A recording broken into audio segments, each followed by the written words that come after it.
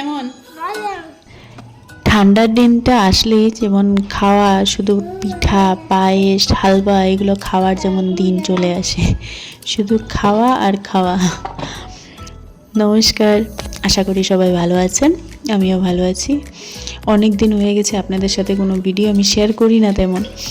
তো ফেসবুকের অবস্থা না এখন আমার অনেক খারাপ হয়ে যাচ্ছে। তার জন্যই আজকে আমার পতিদেব সকালবেলা গাজর নিয়ে আসলেন, আনার পর আমাকে বললেন যে কয়টা গাজর দিয়ে একটু হালুয়া বানানোর জন্য। তো তারই প্রস্তুতি করছিলাম, আর তখন ভাবলাম যে চলো হালুয়া বানাতে বানাতেই একটা ভিডিও আপনাদের সাথে শেয়ার করি। ফেসবুকের অবস্থা না এখন অনেক খারাপ, তোমাদের কেমন একটু জানাবেন তো। আমারটা বহুত খারাপ, শুধু টার্গেট দিতে থাকে, এত টার্গেট মাগো শেষ হয়ে যাব। চলুন দেখুন, এখানে আমি গাজরগুলোকে ভালো করে ধুয়ে কেটে ছুলে ভালো করে কুড়িয়ে নিয়েছি। তারপর এখানে কড়াইতে দিলাম একটু ঘি, ঘির সাথে দিলাম তেজপাতা দিয়ে স্টিমটা কম দিয়ে গাজরগুলো দিয়ে তারপর গাজরগুলোকে একটু হালকা লাড়াচাড়া করছিলাম।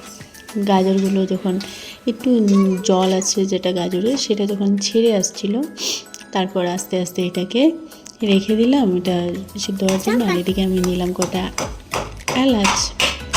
এলাচগুলোকে গুঁড়ো করবো। কিন্তু এই দেখুন আমি কি গুঁড়ো করব, মুখের এক্সপ্রেশন দেখছেন মিস্টার শেফের, মানে যেটাই দেখে সেটাই ও নিজে করবে। তারপর এই এলাচগুলোকে গুঁড়ো করে দিয়ে দিলাম। তারপর পতিদেবকে বলেছিলাম একটু আমল দুধ আনার জন্য, মানে পাউডারটা আর কি। তো পাউডারটা নিয়ে আসলে তখন আমি পাউডারটা অল্প দিয়ে দিলাম, দিয়ে আবারও নেড়ে চিড়ে একটু স্টিম কম দিয়ে রেখে দিলাম। তারপর দিয়ে দিলাম গুড়গুলো যখন ভালো করে মানে মিশে গেল, জলটা একটু শুকিয়ে আসলো, তারপর দিয়ে দিলাম তাতে দুধ দিয়েও এই মিডিয়াম স্টিমে দুধ আর গাজর সেটা একটু রেখে দিলাম যাতে গাজরগুলো ভালো করে সিদ্ধ হয়ে যায়। যখন দেখলাম গাজরগুলো সিদ্ধ হয়ে আসলো, তারপর একটা ম্যাশার ছিল আমার, তো ওই ম্যাশারটা দিয়েই ভালো করে ম্যাশ করে নিলাম। তারপর যখন দেখলাম জলগুলো শুকিয়ে আসলো, তারপর আমার কাছে কটা কাজু ছিল আর বাদাম ছিল, সেগুলোকে একটু ছোটো ছোটো করে কেটে দিয়ে দিলাম গাজরে। খেতে কিন্তু খারাপ লাগেনি, ভালোই হয়েছে।